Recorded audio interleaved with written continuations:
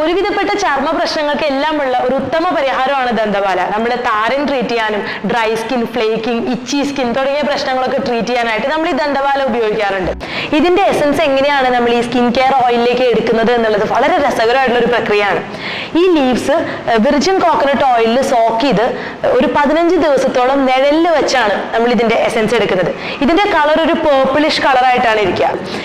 ഇപ്പോൾ ഒരാഴ്ചയോളം കഴിഞ്ഞു നമ്മൾ ഈ ഇല സോക്ക് ചെയ്ത് വെച്ച് തുടങ്ങിയിട്ട്.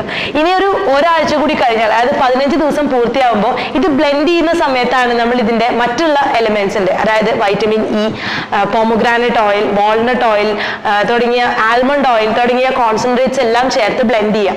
സോക്ക് ചെയ്ത് നിഴലിൽ വെച്ച് ഇൻഫ്യൂസ് ചെയ്തെടുക്കുക എന്ന് പറയുന്ന ട്രഡീഷണൽ ആയിട്ടുള്ള പ്രിപ്പറേഷന്റെ ഒപ്പം പുതിയ കാലത്തേക്ക് വേണ്ടുന്ന അല്ലെങ്കിൽ മാറിയ സാഹചര്യത്തിൽ ക്ലൈമാറ്റിക് ആൻഡ് വെതർ കണ്ടീഷൻസിന് സൂട്ട് ചെയ്യുന്ന മോഡേൺ എലിമെന്റ്സ് കൂടെ ശാസ്ത്രീയമായി ആഡ് ചെയ്തുകൊണ്ടാണ് നമ്മൾ ഈ സ്കിൻ കെയർ ഓയിൽ പ്രിപ്പയർ ചെയ്യുന്നത്.